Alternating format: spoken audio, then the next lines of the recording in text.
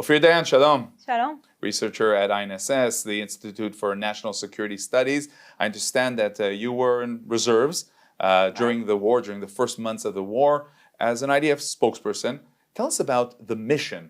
You know, we know what the mission of the warriors were. What did you feel? What was your mission during those days? So my mission was basically to bring what is happening inside Gaza to the awareness of the international community, of the people of Israel. As much as, it is super important that the warriors are there doing their job, it is also very, very important to fight in the international arena in order to buy them more time to do what they do best inside Gaza.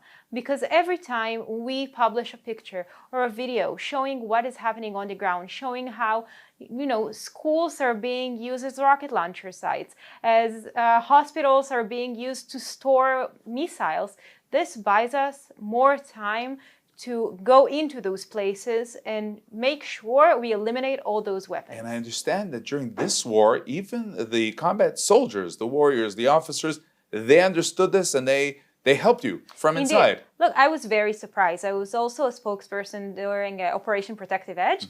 And it was very different. I had to pressure people to send me materials from the ground. And I had a combat cameraman who went into Gaza and they were the ones filming. And I needed to pray that nobody would interrupt them while they're filming. And now it was very, very different. I had dozens of people inside Gaza sending me on my WhatsApp pictures and videos saying, hey, Ofir, we found this missile at an UNRWA school, and this is, the missile right next to the UNRWA sign, and you should use it.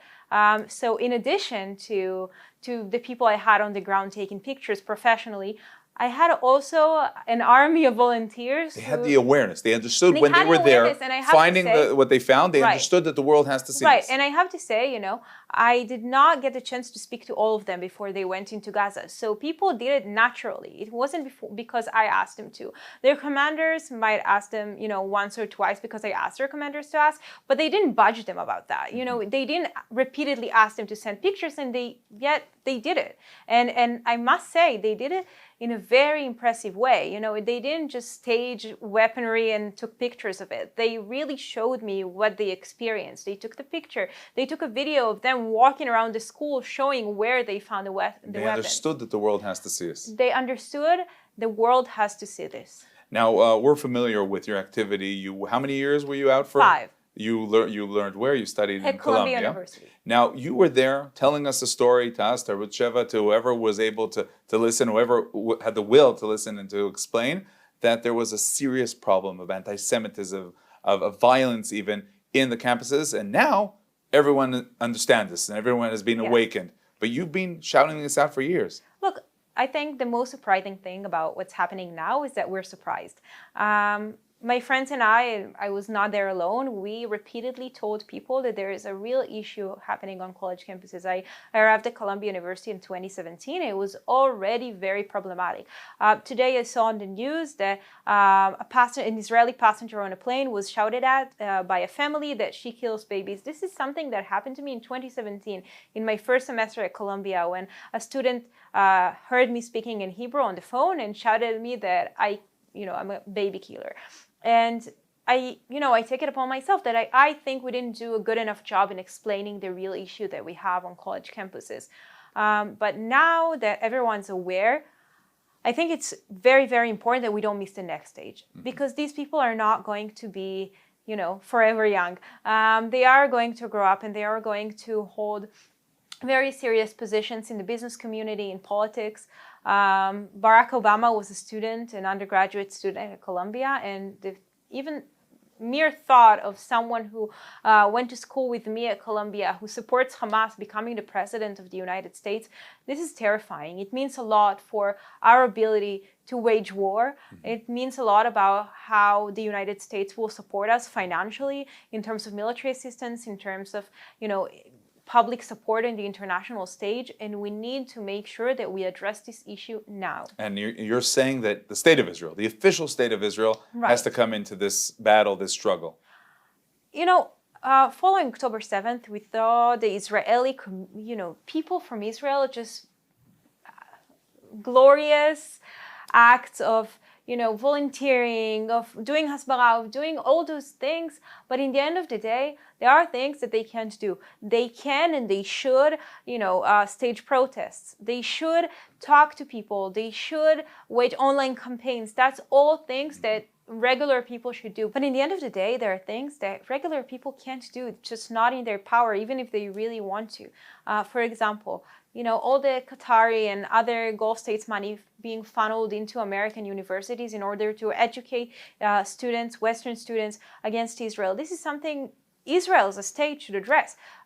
We have so many government ministries and bodies tackling those issues, whether it be the public diplomacy, the Hasbara ministry, whether it be the diaspora ministry, foreign relations ministry. We have, all those bodies, and in the end of the day, we see the work now being done, and I think we need to rethink how it's being done. And maybe instead of all these bodies, just let the foreign ministry do what it does best, and let the Ministry of Justice pursue the money, and the Ministry of Foreign Affairs pursue all other avenues like Congress people, like university presidents. Now, one of the arenas, one of the battlefields, some would say, is TikTok, social media. And you, as someone who's really involved in this whole field of China versus the United States, you're out there also explaining the problematic scene of TikTok. Right. Look, there is the obvious about TikTok that we see the message is very short, you don't have time to explain, it's out of context. That's all obvious. But we see the United States being worried about several other things.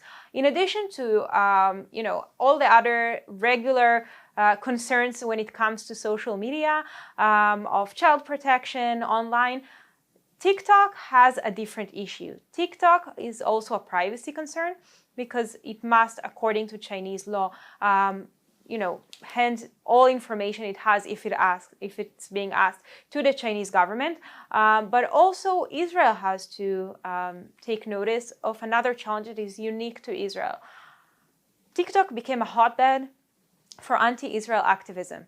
And we hear people who worked at TikTok like Barak Hershkovitz, who resigned, saying that even, things related to the hostages are being censored by TikTok as a policy, not, someone's decision. As a policy, it's being censored while anti-Israel propaganda is being spread on TikTok. And we need to address this issue. We need to understand how to create better mechanisms, first of all, to monitor, and then to address those issues, whether directly talking to TikTok or in other ways. And at the same time, I know that you are all about the fact that we have to be there on TikTok, presenting our messages there in so many different ways through as many people as we could.